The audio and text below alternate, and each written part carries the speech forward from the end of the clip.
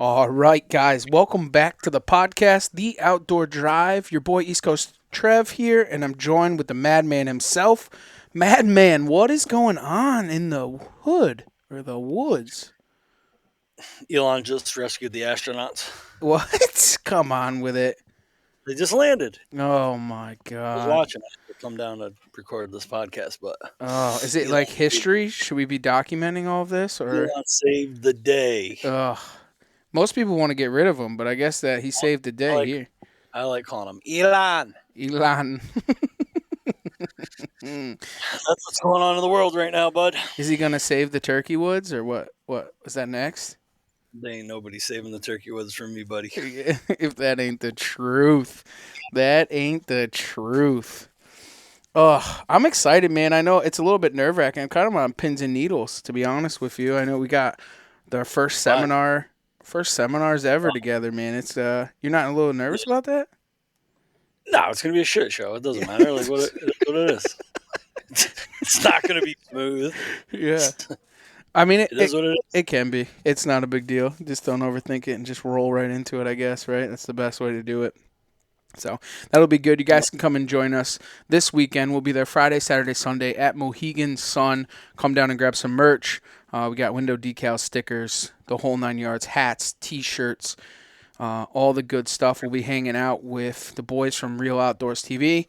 Our good buddy Eric Nelson's going to come down and hang out with us. So it'll be a real good shit show the whole entire weekend. So we're looking forward to that one. If you guys get bored, come and hang out with us. I'm hoping for like a rain day in there so that people can come and Mm. hang out. Because if it's too nice, you know what happens.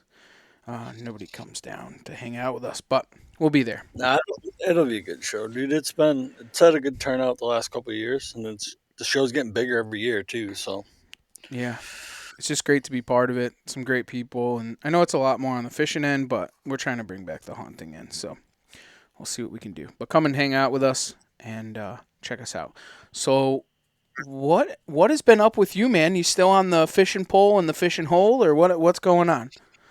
yeah, yep. Well, I pulled the camera Saturday, and it's pretty deep in there, so I could have parked in two spots.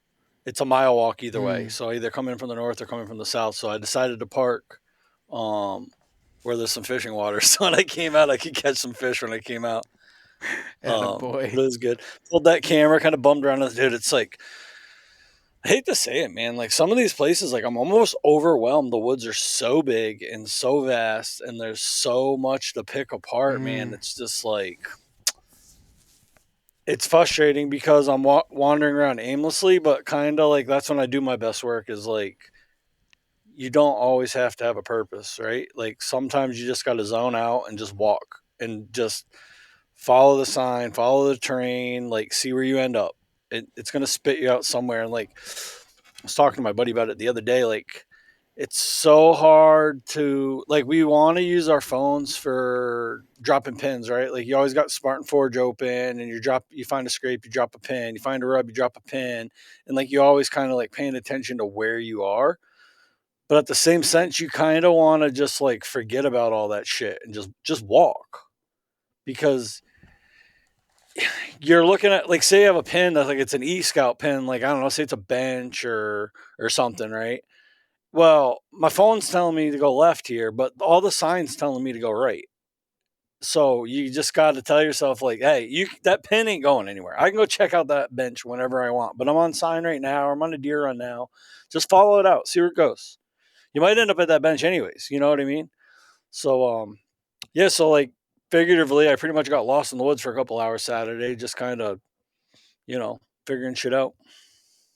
I think one of the things about the big woods is you feel comfortable in a certain area, right? Like you go to those areas and you know like there is sign there or whatever or post sign that you've like kind of found yourself looking at constantly, and that's how you found that area.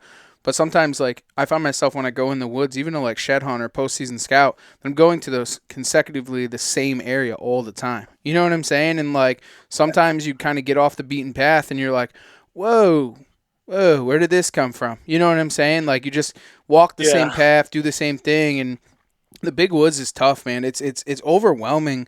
Um, because you just, I don't know. And sometimes you just Well, walk for no reason. You know what I'm saying? Like, yeah, and you which just kind of put the it's pieces of the frustrating. puzzle It's together. frustrating, but sometimes you got to just walk for no reason, and that's how you know what's. You never know what's over the next hill in some of those big woods if you've never been in there before. So like when you're hunting like a small 40 private piece, right? Like you got the road that you accessed on, you got an oak flat, you got a hillside, you got a swamp edge, and and then you're probably at the property line. That's it. You got one Right. one oak flat, one hill, one swamp.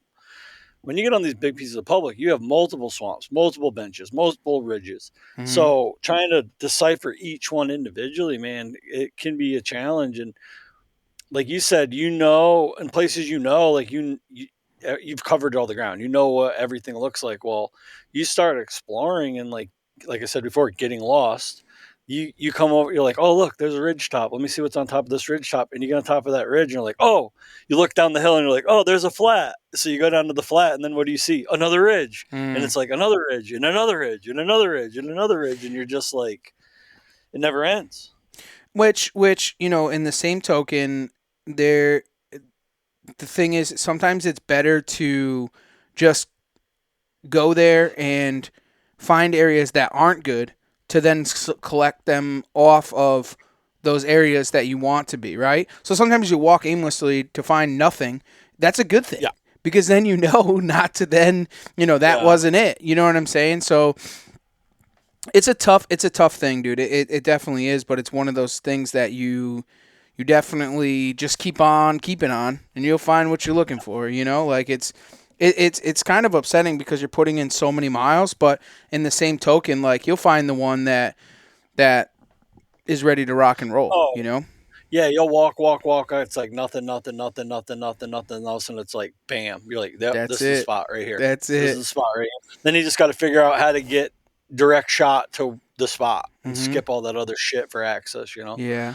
But you know what I hate? I love it, but I hate it is mountain laurel.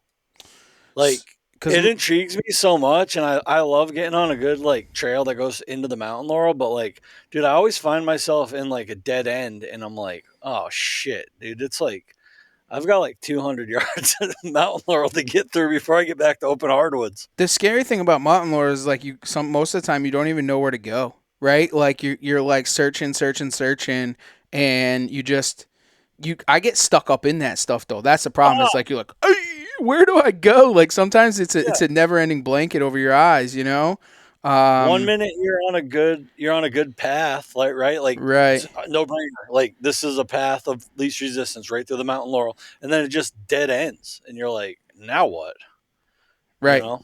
Yeah, and But it's but then you come into some openings and it might have some oaks in it, and that's the spot where you want to be. yeah. But it's just fun, it's fun, and it's that time of year to explore and learn before the turkey season. And you know what? One of the things in the past couple of scouting missions that I've come across is I've come across a ton of turkeys, and they're still in Oh, that winter flock. But you know what? There's going to be a bird hanging out somewhere in there, so you kind of pinpoint your searches to where it needs to be. So it's always a good thing.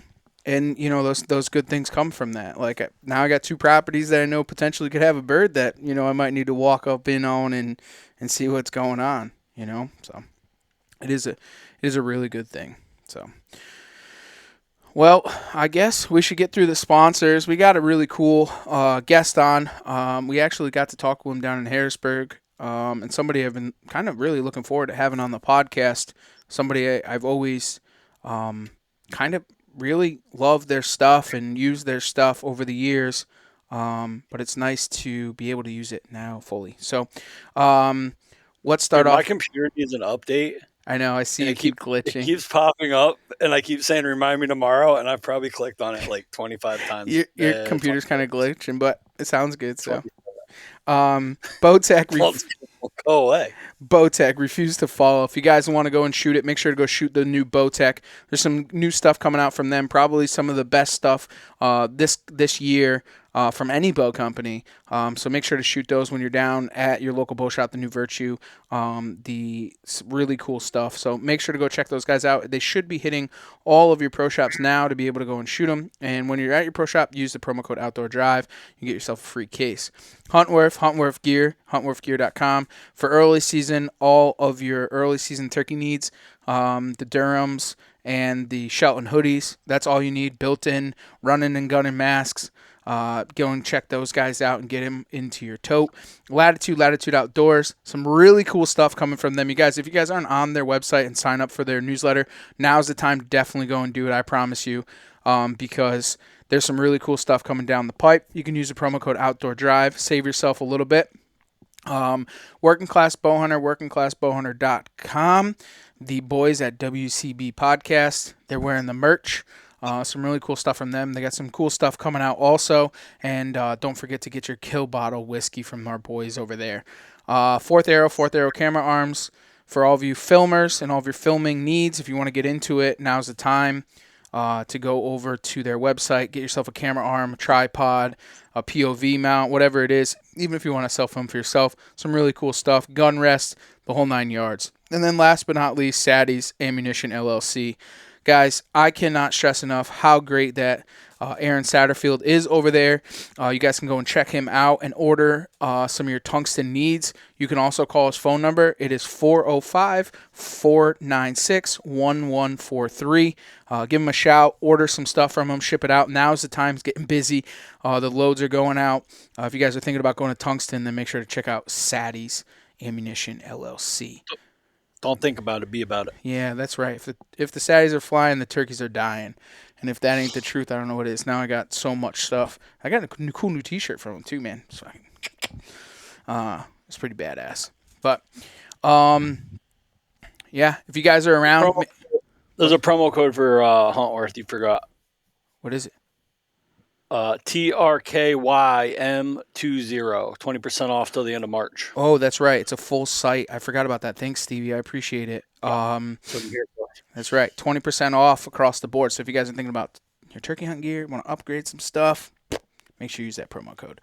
Other than that, come and check us out this weekend at the Connecticut Fishing and Outdoor Show.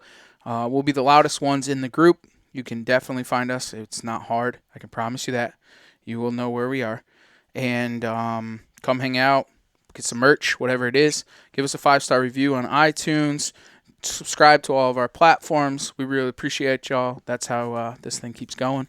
But without further ado, let's get the boys over from Team Enticer on. What do you say, Stevie? Let's go.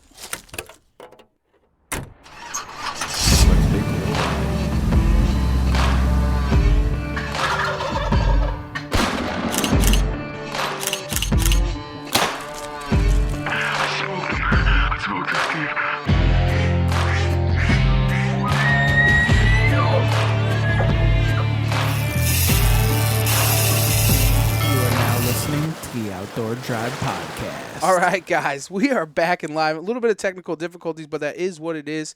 We are on with the boys from Team Enticer. How we doing, guys? Good. Pretty good. We appreciate you jumping on with us. I know it's the heart of turkey calling making season, so I know you can take this time with us. We really appreciate it. We really do, honestly. So let's get right into it, man. Let's turn the wheels. Why don't you tell everybody who you are, where you're from, and a little bit about what you guys do? All right. I'm Al Holbert, and I own Team Enticer. Was a contractor most of my life. My father started Enticer turkey calls in 1979, and he's up in his 80s now. I took the wheel in 2018. Started building in 2018 and did my first show 2019, and it's been real good business ever since. We sell a lot of calls all over the country, and things are going real well. How about you, Riley? I'm Riley Welch. I work for Al, work for Team Enticer. I also run my own channel, Riley Welch Outdoors, and just anything hunting and fishing. I'm just crazy about it, especially turkeys, man. That's awesome. Let's take it back a little bit, Al. I want to kind of dig into what Team Enticer is and what was the name change reason.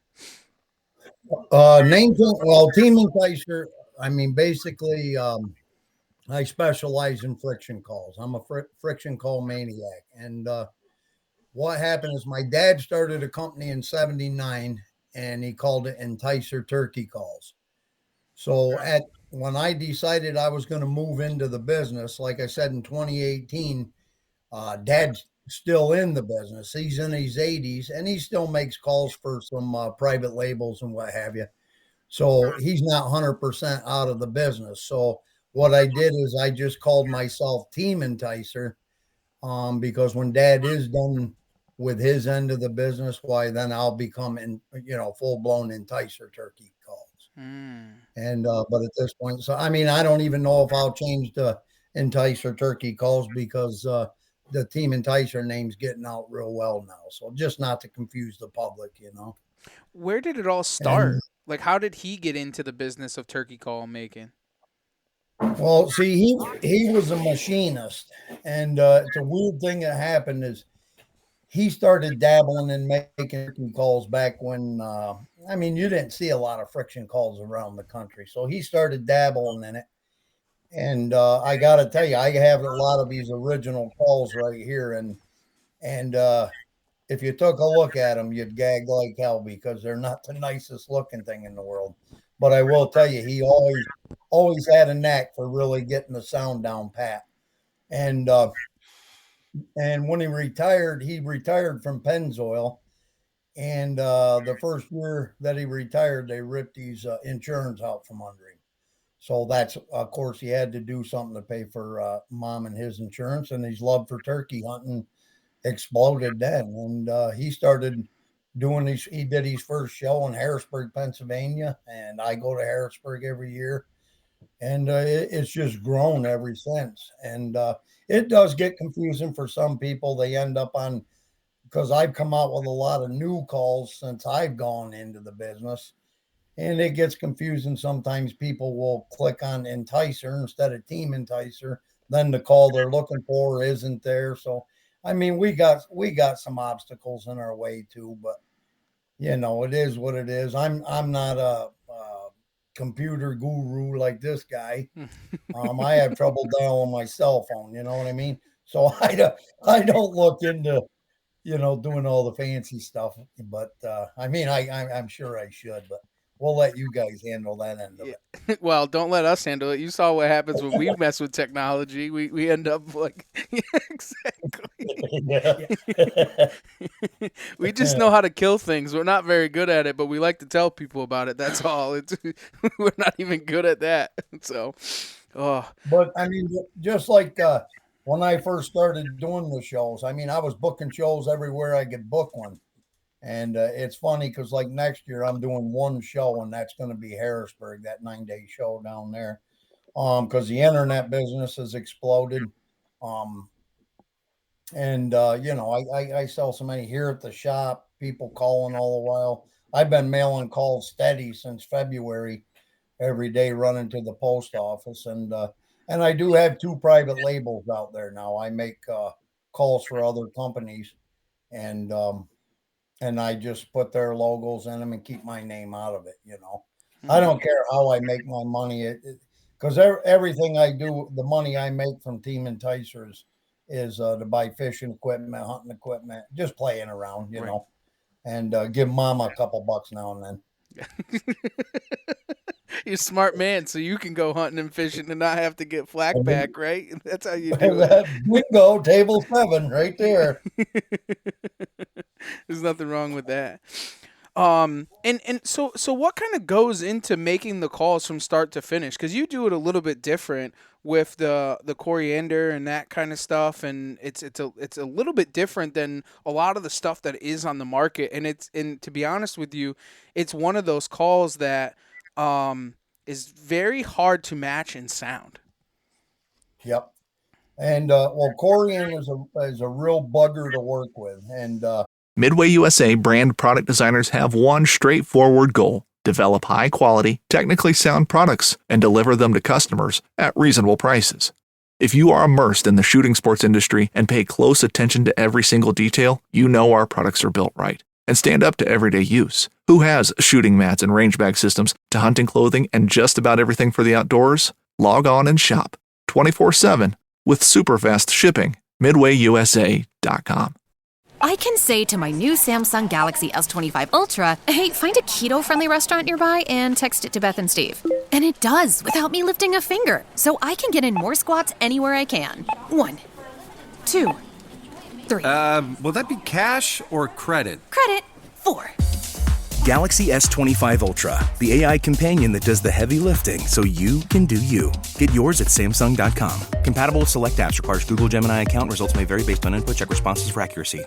Midway USA knows serious shooters reload ammunition to save money on the per-round cost of ammo over time. Whatever your goal, Midway USA offers a wide selection of reloading supplies from all the top brands to help support these pursuits. From reloading presses to dies, measuring tools, and other reloading equipment to essential components like bullets, brass, primers, and powder, Midway USA is your one-stop shop reloading supply store. For just about everything for reloading, shop MidwayUSA.com.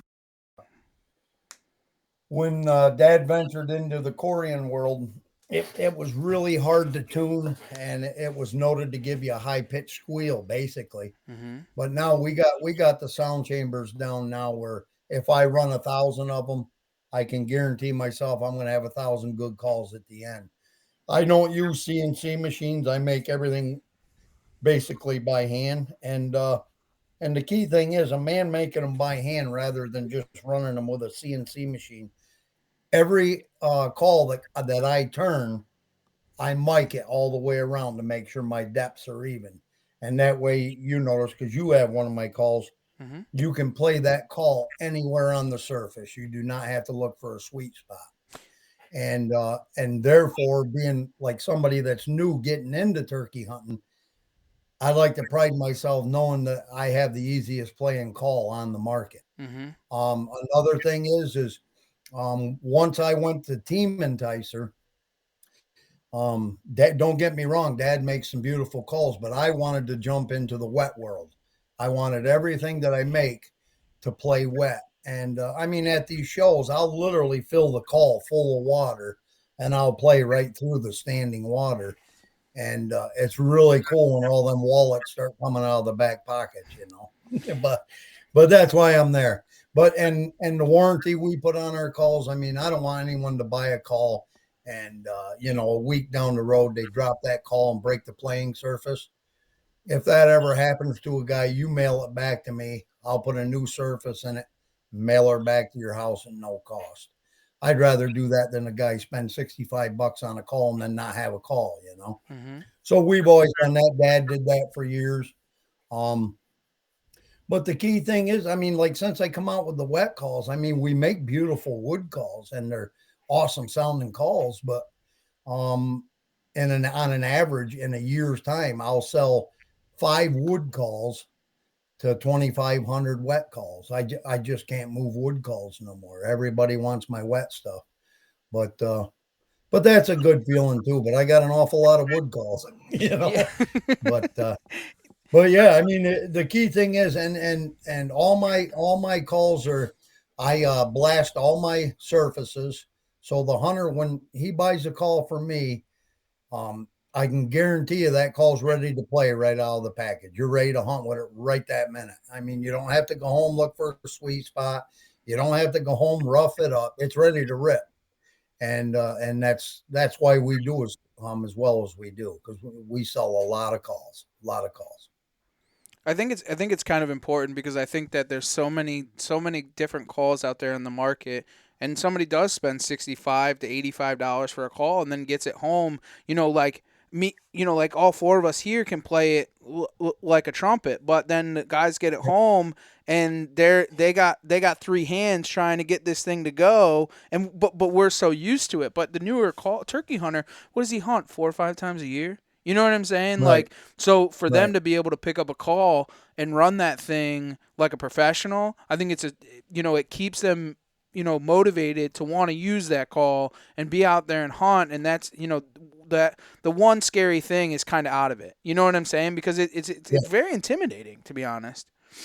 Right. And that's the thing. Like when guys come to the shows, you feel bad for a guy that's just getting into the sport.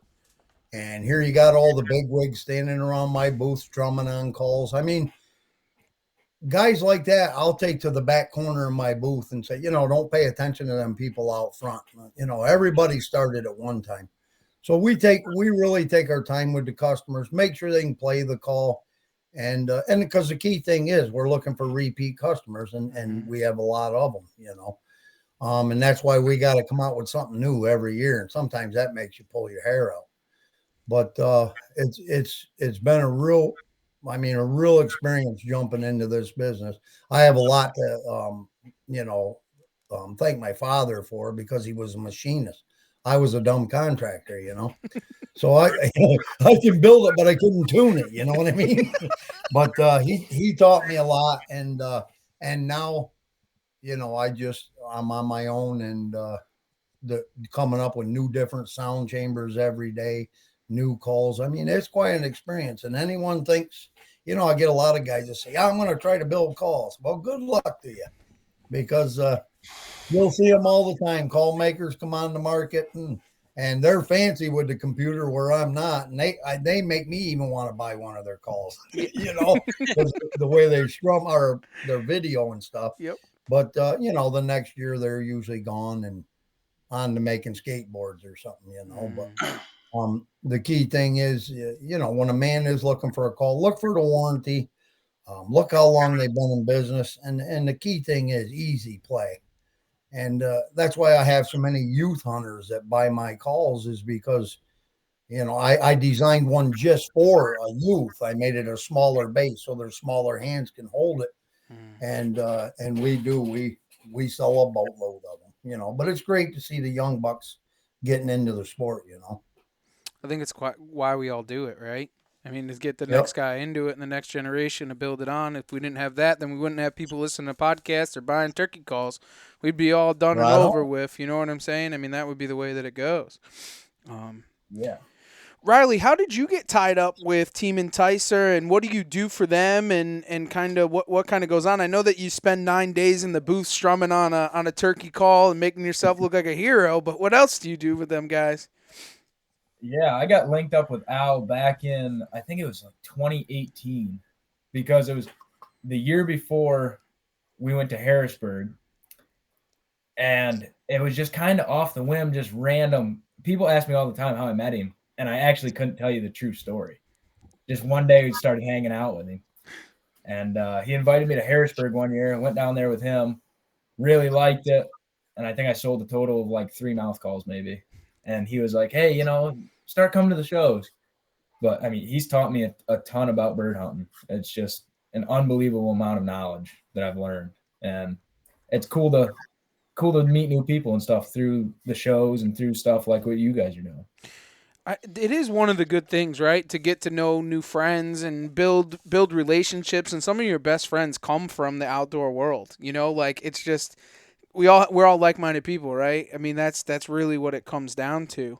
And the shows are overwhelming though, because like you don't know who you're talking to. Sometimes you got to be kind of careful. Sometimes you got to Yeah. swallow your tongue because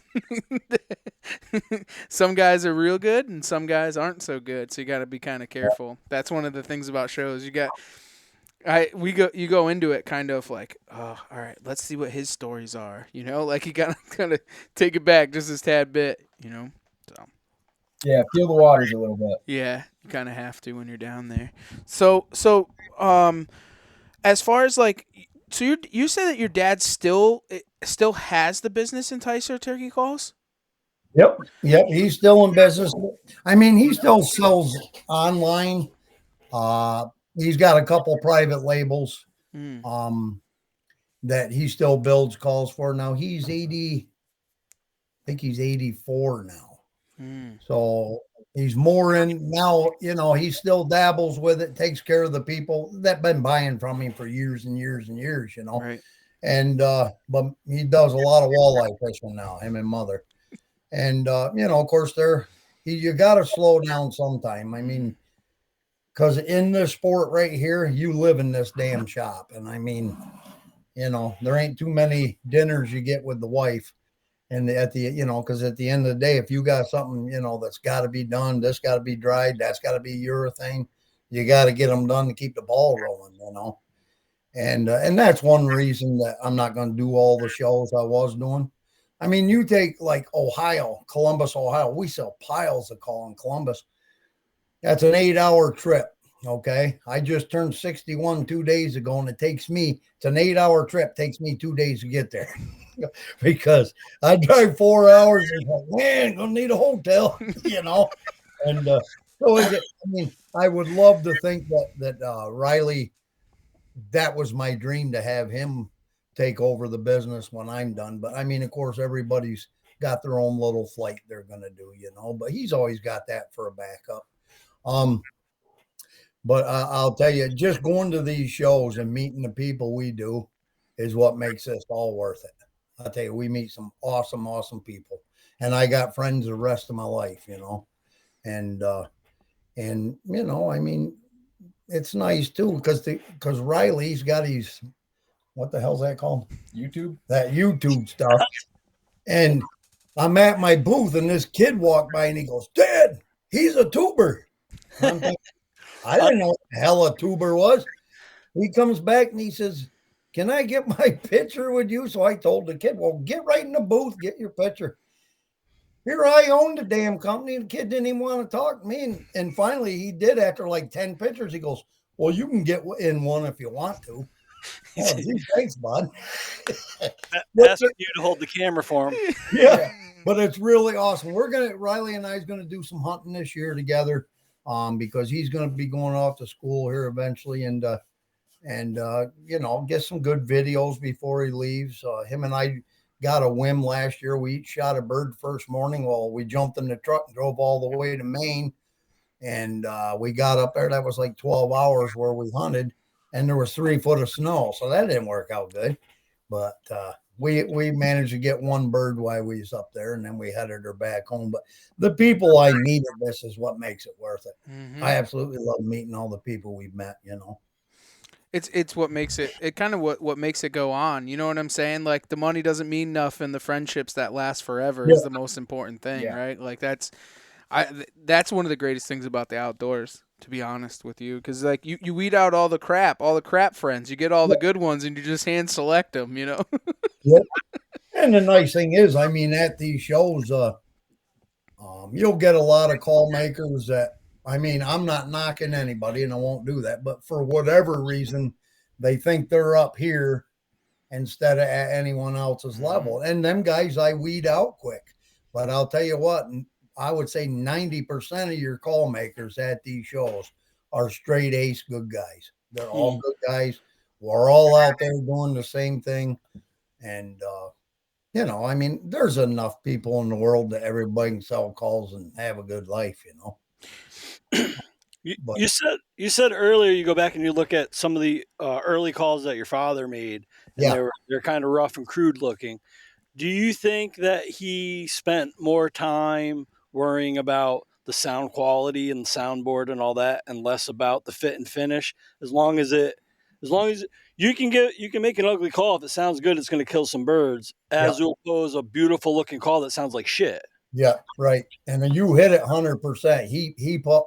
He dedicated his whole career of sound chambers, and just like I'll tell people at the show, now if a guy wants a pretty black walnut that shines like a maniac, you can comb your hair in it. Yeah, I'll make you one. But to walk to my booth and buy something like that, they're not going to be there. We pride ourselves in building calls that'll take anything you can throw at them. And I mean, literally, you can beat the living hell out of these calls and you're not going to hurt them. And like I tell guys, if you're a one call guy, you buy a call with our warranty, you break the playing surface, we'll fix it for free. That call is going to last you the rest of your life. The only way it won't is if you lose it. And if you lose it, come back with $65 and I'll give you a brand new one. It's that simple.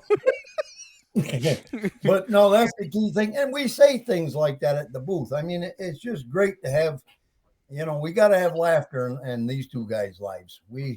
We're not sticking to muds, and you don't see us walk around the show with fancy garb on. I don't have spurs around my neck. I'm a down to earth guy, and it is what it is. Mm-hmm. That stuff don't impress me, but some people it does, so they can do what they want to do. We just get through every day as best we can. Well, I think the important thing too to that is like you make something that works for everybody, right? Like it's a killing machine, and that's that's the most when it comes down to it. You can look as shiny as you want, you can drive a Ferrari, but can you call it turkey is the most important thing. You know what I'm saying? Right. I mean, like when Right. is he hanging on a limb, or you just watching him walk by because you had fancy shit? I mean, to me, I don't Right. really, you know what I'm saying? I want them dead. Like I want something that works, and it works for me. If you're a carpenter, you understand, or if I bought the most fanciest hammer on the world, but it missed every single nail that you hammered at, then it didn't really matter. It don't make no sense to have it, right? It's like wiping before you poop. It just doesn't make no sense, right? I mean, it's Right. that's just the way that it goes. Well, and I mean, it's like all these calls that we make, and I've literally said to people before, they'll play the calls and they look around because you got call collectors. Okay, Mm-hmm. why they collect calls is beyond me, but that's their business. Mm-hmm. And I tell them, if you're looking for a pretty showcase call, you're at the wrong booth. Mm-hmm. But if you want a call that's going to last you as long as you own it and kill birds, and you're at the right booth. And I mean, that's like in it was 2020. I came out with that new wet striker, and I had to change all the sound chambers inside my calls to accommodate that striker, so it would sound the same wet as it did when I was working the bird on a dry call. And that, like you said here a minute ago, did my dad pay attention to sound or looks? And that's just what I did with that wet striker. I had to change all the sound chambers, and so it would sound identical. So I wasn't changing tones on that bird, and even my kill rate has gone up because of that, and, but yeah, like that striker, I figured that out by accident. Dad always had an aluminum tip. I found some carbon where I won't tell you where I found it, but, because I tried every carbon on the market, and trust me, it didn't work until I finally stumbled into this, and I was like, holy cow. So the first year, I put one in every one of my calls, and I had 400 loose ones when I went to Harrisburg. And I sold all 400 of them the first day of the strikers. And then, of course, I mean, I always sell a lot of calls there, but them strikers really took off. And they won't work on every call because I've set my sound chambers up to accommodate that striker, because guys will buy strikers and say, will this work on my call? Buddy, I'm not going to tell you it won't, but in my mind, I'm thinking, I know it works on these ones, There's a lot of guys out there that collect strikers too, They got Yep. But I will tell you, if anybody's looking for something pretty, don't even get on my website. Because we don't do pretty. Well, it kind of reminds me of is like you got hunters and you got killers, right? And like you said, you got guys that buy turkey calls to kill shit, and then you got collectors, and it's just like guns, right? There's gun collectors out there.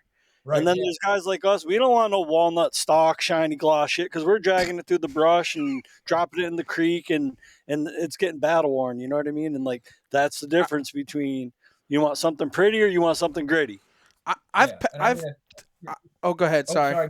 No, go ahead. Please come on with it. For almost 50 years, Midway USA has been America's go-to source for just about everything for shooting, hunting, and the outdoors. Go to MidwayUSA.com to see our latest deals and promotions and take advantage of our super fast same-day shipping. If you need a cooler, a new fishing rod, another rifle, ammo, or a reloading press, you can find it all at MidwayUSA.com. Thanks for your business. Building a portfolio with Fidelity Basket Portfolios is kind of like making a sandwich. It's as simple as picking your stocks and ETFs, sort of like your meats and other topics, and managing it as one big, juicy investment. Now that's pretty good. Learn more at fidelity.com/baskets. Investing involves risk, including risk of loss. Fidelity Brokerage Services, LLC. Member NYSE SIPC. At Midway USA, we put customers first. The Nitro Express shipping system is icing on the cake. It was a big investment of time and money to take super fast, low-cost shipping to a whole new level. The Nitro Express helps ensure same-day shipping and low shipping cost. We hope you enjoy the Nitro Express. We built it just for you. For just about everything for the outdoors, go to MidwayUSA.com. I'm Larry Potterfield with Midway USA. Thanks for your business. A turkey call is a tool. Like, you got to look at it as a tool. Is it an effective tool, even though it's ugly? Yes. Or you could have a very pretty tool that doesn't work as good. Which one do you want in your bag? Yeah. That's like my shit. You have been listening. Yeah, that's how you have to look at it. To be fair, we're not saying your calls are ugly. Right. Oh, yeah, We're saying that you put high priority in sound quality and all that over trying to make the prettiest thing on the market and overlooking sound. Yeah, I mean, there was a guy at the WNTF this year. I mean, I don't go to that, but he made an all aluminum call. I mean, yeah, don't get me wrong, it was gorgeous. All I did is ask the guy, "Hey, could you send me a sound file of that? I'd like to hear it." Well, this is for the Arctic or artist division, and I go, "Okay, enough said." You know, I'm not an artsy guy. All show, no go. Yep. There you go. It's and back to young Riley here. The way he ended up with me was his grandmother drove me friggin' nuts. Will you take this kid? Will you take this kid? When he come on board, he was 11. Little fat chubby kid with buck teeth and braces. Look at the look he's giving you. No. Yep. Now look how handsome the old boy is. I'll tell you what, Riley, you look like a tuber. Yeah. You got the look, bro. I mean, you got that bow-minded flat bill. You got the waves there, bro. You look like something. I can't believe you just went there. I don't even know why we let him wear that hat on this podcast. Isn't he banned from our podcast? No. Yeah, Joe, they're big buddies. Yeah, us too. I spent too much time with him. Tried to bend his bill for him, and I thought he was going to pass out. I said, we don't wear hats like that. All you need now, Riley, is you got to grow out that Jake mustache, and you'll be all set. All right, I gotta beat him with the stash. Al, listen to me real quick. I'm going to give you some sound advice. Keep Riley away from Jake because the women will be anywhere that he goes. All right, so just keep him away. I already got that problem with this guy. He's a woman magnet. This guy. I'm telling you, it's that hair, bro. I always tell him, hey, when you go out cruising the chicks at the show, see if they got a grandma. Yeah. But no, and that's the thing. We enjoy what we do, and I was always a firm believer. If I'm not having fun, I ain't doing it no more. You know, and but yeah, it's been a real a thrill to have him with me this whole time that I was growing the business, and he's got some great things coming up that I won't disclose, but there's a lot going to go on in this young man's life here shortly, and it's going to be awesome for me to be a part of what he's got going, you know. That's awesome. Riley, do you want to disclose anything? Not quite yet. We'll ride a little bit longer. We'll have to have him back on to talk about the disclosure. You let us know when you're ready to talk about it. Sounds good. I want to talk a little bit about the calls for a second and what made you go into the coriander world as far as that as a body to the pot call, because that is not really something that gets used, or it is kind of. And I think one of the special things to the coriander is that it can be played as a playing surface, right? So not only is the surface of the glass or slate or whatever you have as the top, but you can also play the back of it. So like what made you go that route, and how did you figure it all out as you were working with that material? Well, I mean, I'll be honest with you. I got stacks of garbage around this shop. I mean, because you get more errors than you do something that works.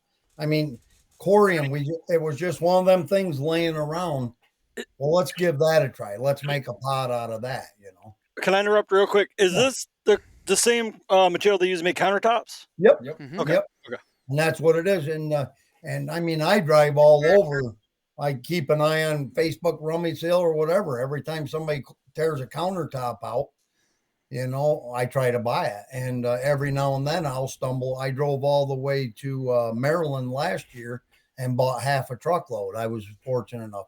And now you'll get colors in there that you can't have in the turkey world. I mean, you don't want any blues, reds, whites in your calls, and just like this is a new call this year. It's a thin call, but I'm doing this as a private label for a guy. But the thing is, this type of decking here is very, very porous. Now, when I made that, because I like a slammer call. I like a call that rolls over. This is more of a op, like a barking dog would sound. And it's what the guy wanted, and he's been successful with it. I haven't hunted with it yet. But long story short, when I'm running around the country, if I see anything laying that I've never used before, I'll take it home and turn the pot and see if it works. Now, like I said, more are garbage than actually work, but it's all trial and error. And but the problem is I'm getting so large and then doing all these shows. I don't have time to be here in the shop. I got 3 calls I've been working on for 3 years, and I ain't completed one yet because I'm making calls because you got to keep them stocked, And so yeah, that's why we're going to cut back on the shows, and so I got more time in the shop basically. What you need is you need old Riley over there just making videos on YouTube for you. It'll make up for the shows, and then you can be in the shop working. There you go. See? What do you think I've been telling him for 5 years? I don't know. If you asked him to do something, he'd do it tomorrow. It takes him forever to do something for me. Yeah. Calls, and the boy can sell calls. Trust me. So he can sell calls. So when it comes down to the water calls, what makes them special over other calls? Like, there's other wet ones out there, right? I mean, like, but it's just that it plays in that same sound, or what is it? Well, see, that's the thing, because and if you get on when guys are selling calls like on the computer, Facebook or whatever, I always sit and listen to their calls play. Now there's some out on the market that I know they got about the same sound chamber I'm using, but when they try to play a wet striker, because they haven't, put it this way, I've had it since 2020, and they ain't figured it out yet. It's right there, but they ain't figured it out yet. And to patent something, you might as well wipe your butt with a patent, because guys like me ain't got money to fight something like that. But anyway, and the key thing is going inside the call and changing your sound chambers, because their calls will sound great dry, but when they play it wet, they're getting high pitch or too deep of a sound. Mm-hmm. It's not a matching sound, and that's why we play with our sound chambers so much, to get them even right out where they sound the same wet and dry, So, and I don't want to tear too much into it, but is it just you have something inside of your call that makes it play special? So inside of your sound chamber, the gap. And you could tell me to screw right off and find somewhere else to go. See, but and that's something you can't really share. Right. Of course. I mean, there's things I do. There's things other men do to their calls to make their call unique to them, basically. Mm-hmm. Okay. And there are things you really can't let out. No, of course, and it's one of those things is that a lot of this stuff people keep near and dear to their heart, and I respect it 110% because that's how they make a living, right? And then if you was to give it out, then you've held it into captivity for so long that you don't need to be able to you don't have to get a patent on it. You've already made your money on it, and you just keep on strumming because ain't nobody gonna catch you. Like you're already above the curve. Yeah, I mean, and it's like my dad come out with some things that would absolutely mean nothing to another call maker, of things that we do inside our calls, but without doing them, the calls are going to fail. And it's just little things we do that, I know a lot of guys don't do, because I'm friends with a lot of them, and I don't share things with them. They don't share things with me. and that's the way we got to keep it really. But yeah, there's just so many little things anymore that I'll do inside a call that it'll even impress me, and it's like, wow, why didn't I think of that earlier? I mean, and that's the cool thing about this business. It's a trial See, and error, right? It's just playing with different things and moving different yep, things around and different thicknesses of glasses and whatnot to yep, kind of get those sounds to where you want them and what you yep, find is right. Because those secrets, they don't people don't unveil those secrets. Those secrets are right, are strictly right to you. Like if you're trying to make your own turkey call, you're not going to learn. Like you're not going to learn by somebody yep, telling you how to do it. You can buy something from one of the distributors and put it together, but you're not going to be able to make it from scratch. It's just not going to happen. right. See, I had a guy this morning send me a message, and he wanted to buy Corian pots off me, and yeah, I mean, I'll cut him out a pot, but I'm not going to put my sound chamber in it. So, and Mm, that'd be like handing him a block of gold and hope he holds on it till you see him again. mm, But yeah, so I mean, you just can't do things like that. I mean, because now all I did is make another competitor. You know what I mean? right. And but yeah, the key thing is, and like I say, I ventured into private labels now, which is nice. People say, how could you make somebody else's call and not have nobody know you made it? It don't matter to me. It's because when I walk into any show, any building, I know where my calls, the ones I've made. And I do shows right now with two other vendors close to me that I make their calls, and it don't hurt. And that's a neat thing about it. And you'll hear people say, yep, I told you not to buy that call over there. You should have come here. Well, it's the same damn call you're holding, buddy, but I'm not going to tell you. You know what I mean? But Do they still but no, do the I'm private not trying to say try to pull the wool over anybody's eyes, but now the private labels that you're doing for those guys? It's still Corian. It's still yep, Corian pots. It's yep, it's literally the same thing, just has their name on it, and that's that. right, yep, Hmm. yep. And I don't let anyone have my wet striker. That's always in my Oh. stash. So they have to buy the wet. They can buy the pot from them, but the wet striker has to come from you. Yep, yep. And I'm getting now where I don't want to sell the striker by itself for the simple reason, in my opinion, that can ruin that striker. If a guy's playing it on a call and it sounds like crap, Mm-hmm. that's reflecting on my striker. So I try to keep everything, in my stable. This is my striker, goes with my calls. Now, you said Does that. a Oh, go ahead. can you use a regular non-wet striker on the Corian when it's dry? So you only need a wet striker when it's wet out. Correct. Yep. Yep. Okay. Yeah. And what you'll see on that wet striker, guys will try to play it dry, and its true sound comes when that call is wet. I don't like them. I can't tell anybody how to play their call, but when they're playing that on a dry surface, it don't come alive till that surface is wet. And they'll work on like aluminum. So many guys are afraid of aluminum, call makers included, because they're hard to tune. And we've got them figured out now. If I run 500 aluminum, I know 500 of them are all going to sound the same. And I can take that wet striker and fill that aluminum call right full of water, and it'll just hammer right through that water. Now that's a And hard combination. Water and yep, aluminum. Like that's yep. in the call world. And That's then now not a good one. we all, I mean, aluminum, slate hates water, but a metal call absolutely will guarantee slip when it's wet, Mm. and up until we come out with that striker. But just like all our slate calls all play wet now too. And so, because slate was so good for so many years, but what guys didn't like about it, even the heat off your hands in the morning would condensate it, and then your striker would slip. And now we have a striker just for slate. And like I said, I had to play with the sound chambers again, but now all of our slates play wet too. Hmm. There's nothing wrong with that.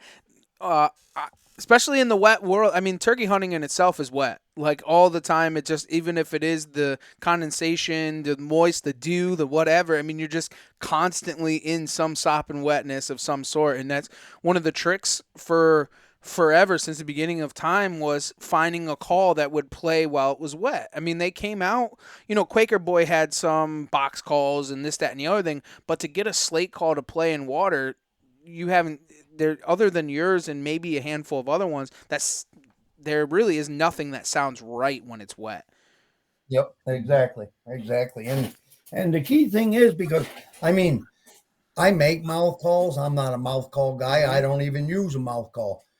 But the key thing is, like so many guys, you're starting a bird on a friction call. He's coming.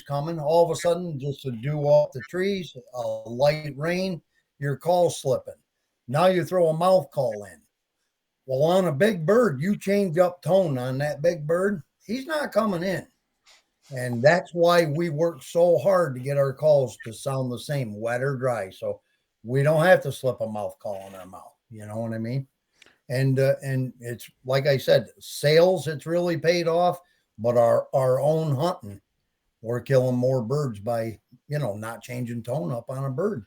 Well, you see that a lot, especially them tubers. Them tuber guys. They'll start to call them in by yelping, and then they want to purr at them. Who the fuck kills a bird by purring? Like, what? Nobody purrs at a goddamn bird. What the hell are you doing? Like, I don't understand. It's like starting the bird off listening to country music, and then you finish with rap. Like, what the hell are you doing out there? Like, he didn't like that. You know what I'm saying? Like, I just don't get it. I just don't understand it. Like, what are you doing? I'm one of them guys, if I put a mouth call in my mouth, I could chum from here to the mailbox. So that's a no-go with this guy. But he liked the sassy fat one, and you just try giving him the skinny girl to come into. I just don't understand why they thought that was a good idea. It just... Whatever. It is what it is. And they're like, he held up at 85 yards. Yeah, that was right when you put your mouth call in and started purring at the goddamn thing. What did you think was going to happen? Right. And then I get a lot of guys that come to the booth and, they're all about their mouth calls, which is fine. Hunt with what you want, what you're good with, Yep. But, I don't like friction calls because there's too much movement. I said, what do you mean? And they'll always say, well, when they get in close, I don't want him to see me playing my call. I said, buddy, if they're that close and it's the truth, you shouldn't be calling anyway. That's time, he's committed. He's there.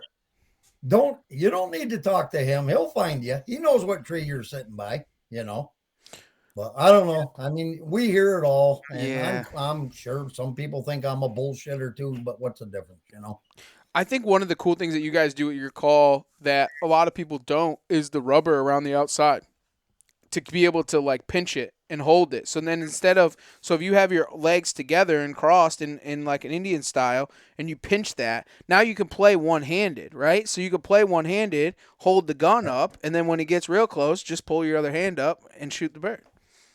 Yeah. So where's your motion? Them bands, I started putting them on because I like to do fighting purrs. If I got a bird that's henned up and I can't do nothing with him, I'll throw the fighting purrs at him. And since I've been doing that band will hold that call between my knees so I can use two strikers to do the fighting purrs.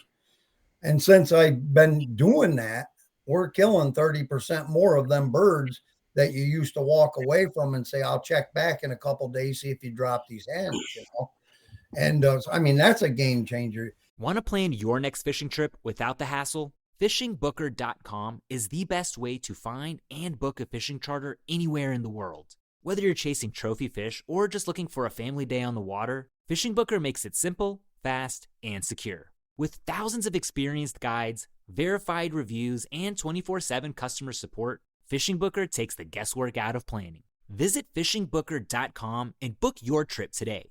Fishing Booker. Fishing trips made easy. Hunting is not easy. It never has been.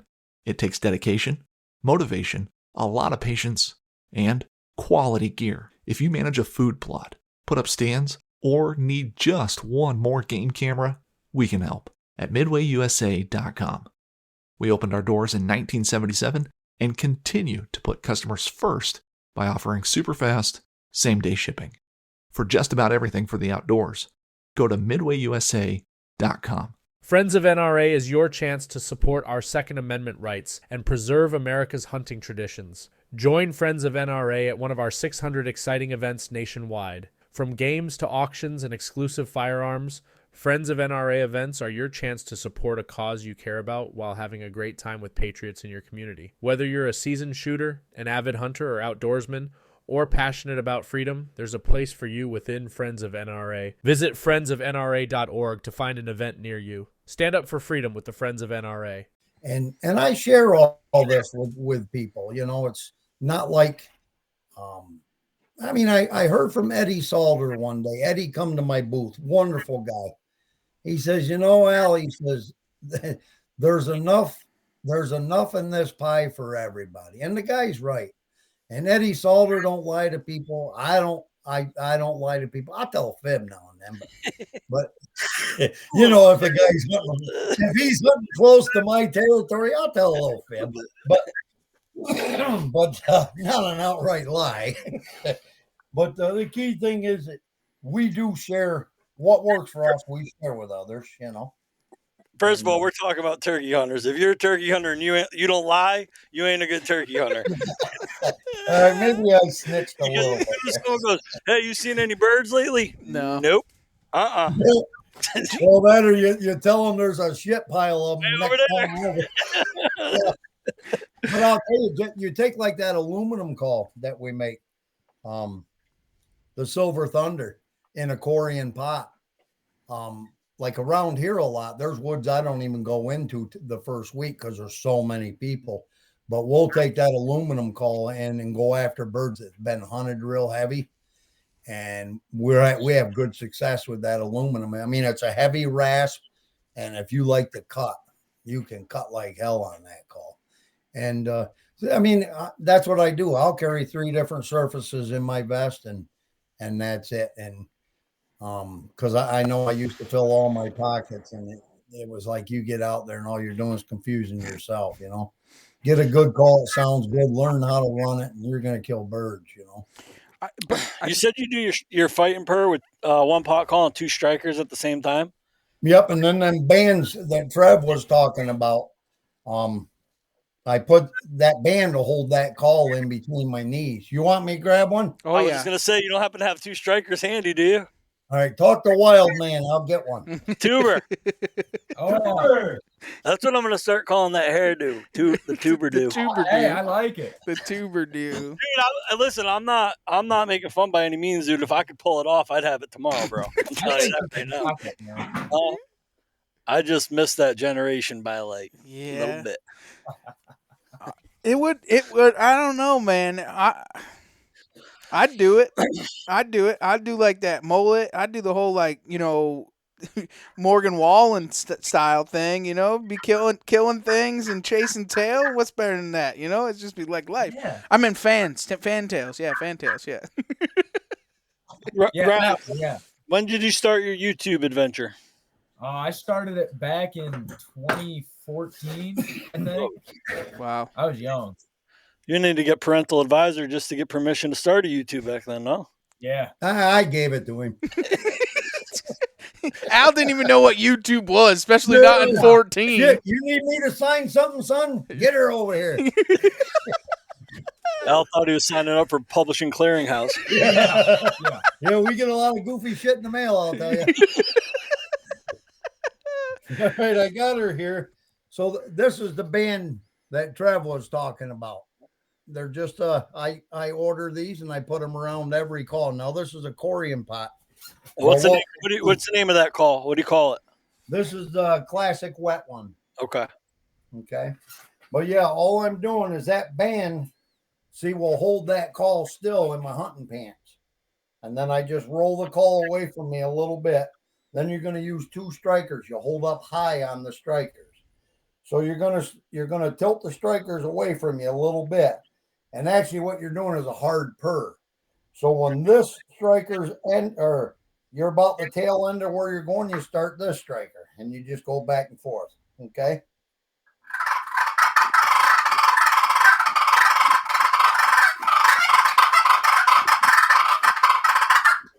See, and the reason you can do that on our calls is because no matter where you turn that call, it plays for you. And that's why you can do fighting purrs. See, no matter what, I'm not looking for a sweet spot. It'll play everywhere.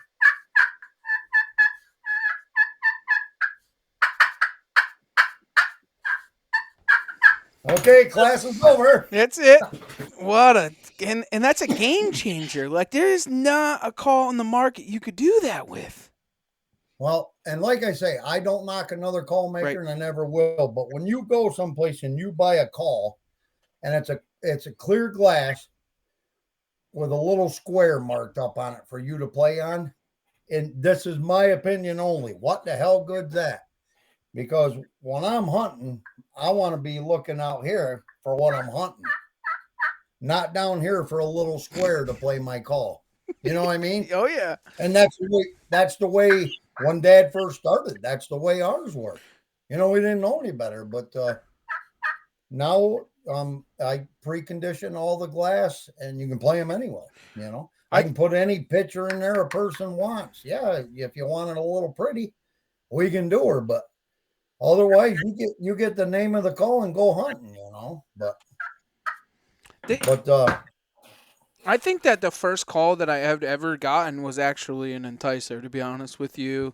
I remember it because the aluminum tip on it was the big thing. That was your dad's, right? That was Dad's, and that was what we called the wet one, just the wet one. This is the classic wet one. We still make the wet one, and but now I put my striker with it, my new striker. But when you go to a show, I always got to have wet ones, but I would dare say most of the population owns one of them. Yeah, I still have that striker. I still have that aluminum tip striker. Yeah, from 20 years ago. Come out with that literally was the first wet call on the market. There was none, you know. And but like I say, his aluminum striker got copied basically overnight, and that's the problem. But it's all right. What are you gonna do? You know, often duplicated, never imitated, right? Yep. Because the key thing is with any call, if you don't have your sound chamber right, you can put every striker in the world on, it ain't gonna sound, the same wet or dry. And that's the key thing.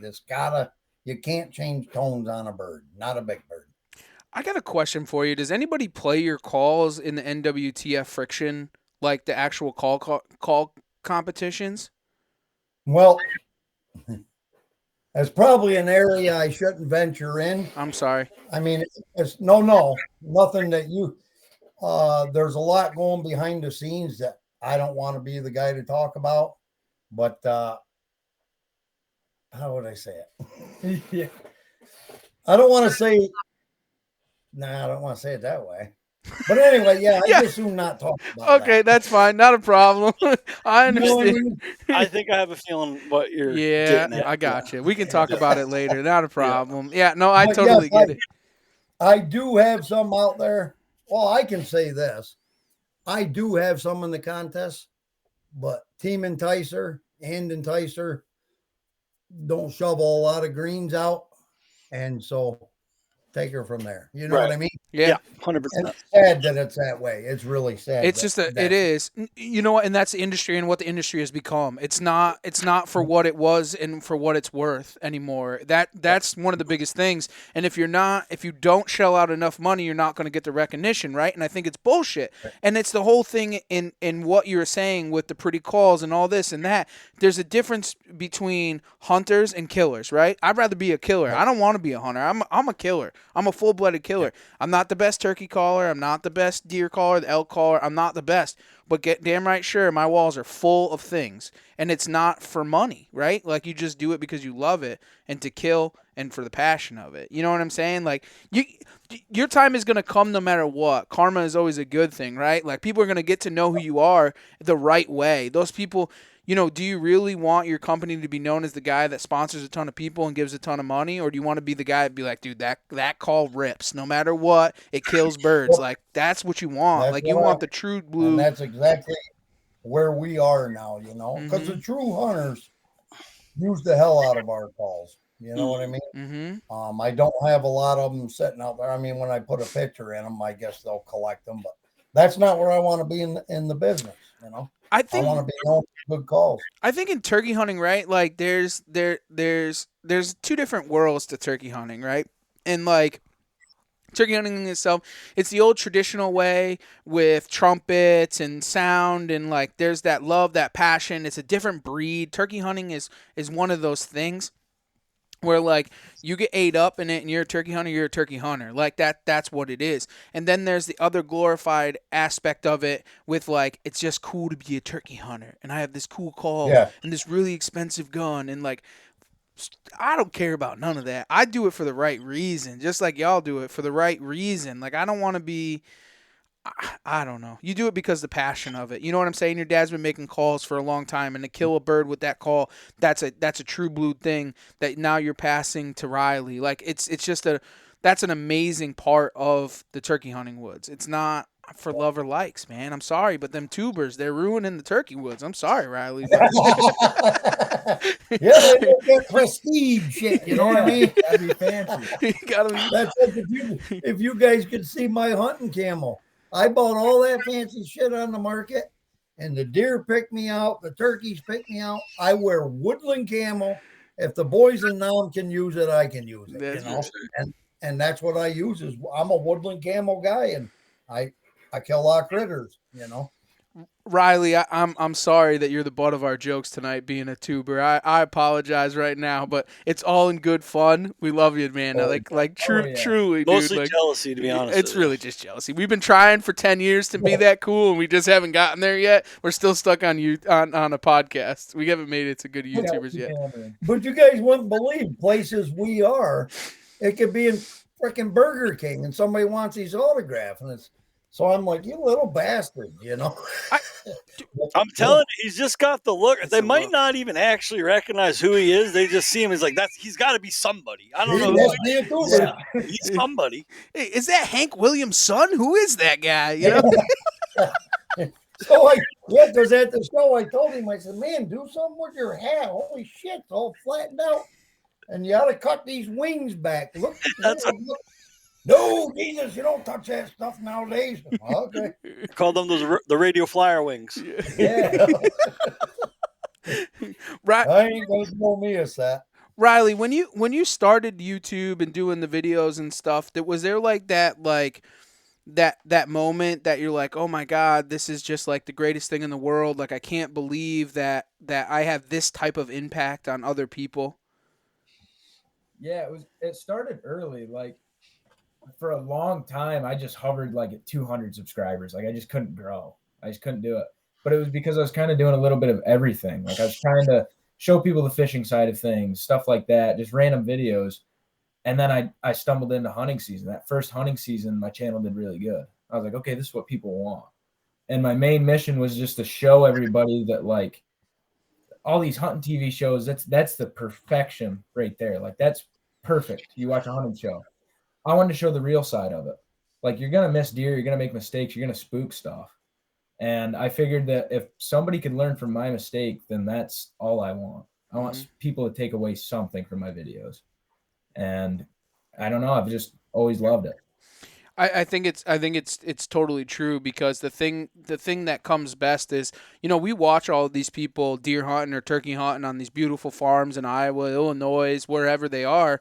They got matching camo. I can't say much. I now have matching camo, but when I was a kid growing up, it was Walmart pants and Dick's Sporting Goods top. Everything matched differently, like, you know, but shooting does and everybody that's what they're attracted to. I didn't even know what Dick's Sporting Goods was. Yeah, I guess not. You're right. We had cow doors and whatever else, right? I mean, but no, we had mismatched camo and we were shooting does, and that was life. Like those are the people that we look up to. Like the chance of us shooting a 180 or a 170, it's a once in a lifetime thing for us being on the East Coast. Like that's a tough fetch, right? Like shooting a 120, dude, that's life. Like that, I like to hang out there. I'm comfortable there, you know. And like for other people to see the failures, is important because they think that they go out and shoot a 170 every time you go out hunting, and they don't understand that you got to shoot 3 does and miss $5 before you can actually put one on the wall. Like, they need to know that. That's important.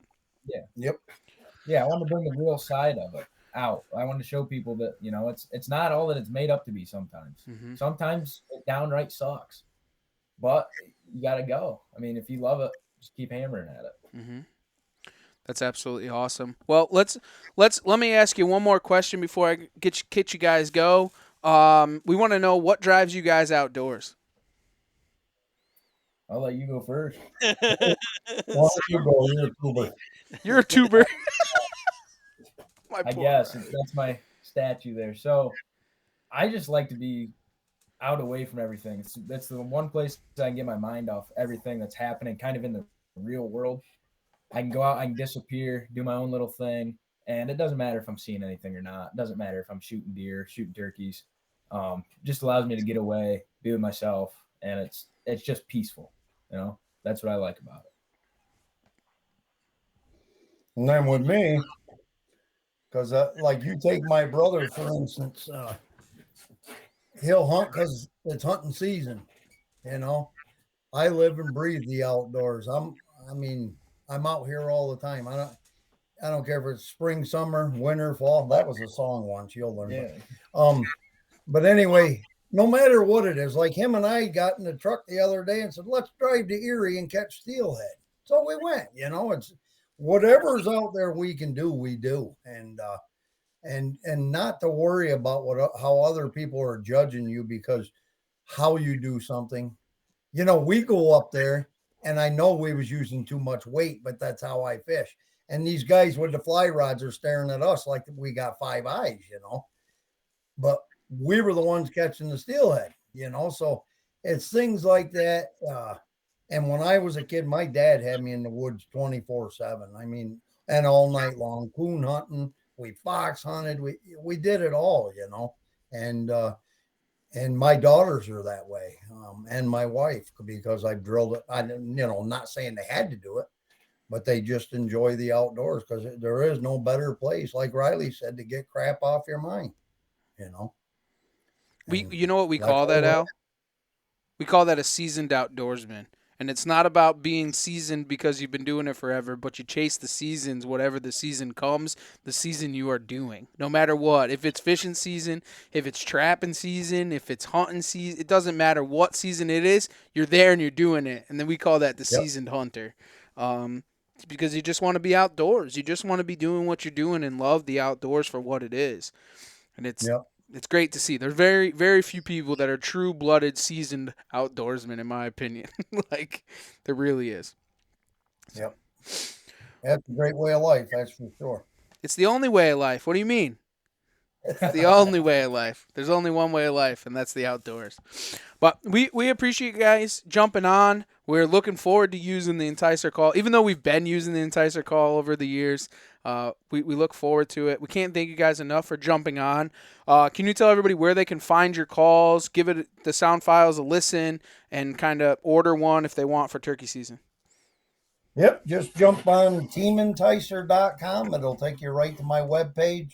All I got on there is PayPal because he ain't taught me anything else. But, or if you just want to do it, I mean, there are a lot of older folks that don't know how to use a computer. So, I mean, you can call me on the phone too, 570-637-6312. I can do credit card over the phone or however a person wants to buy, but and I appreciate everyone out there that does use our calls. Thank you, guys. We really appreciate it. So, guys, get on over to teamenticer.com and get your call for this upcoming turkey season. And for everybody else, we really appreciate you, and thanks for taking the ride right here on the Outdoor Drive.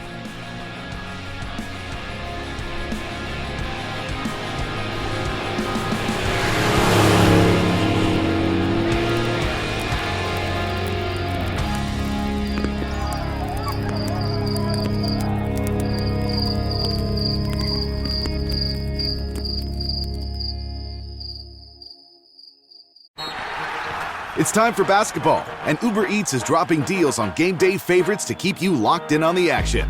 Like when you're craving a buzzer beater, but also buffalo wings. Or when an upset makes you want to ugly cry into a pizza. And right now, Uber Eats has game day deals from McDonald's, Popeyes, Pizza Hut, Wendy's, and hundreds more local favorites. So you can keep your eyes on the ball and your hands on a hamburger. Order now, only on Uber Eats. Product availability varies by region. See app for details.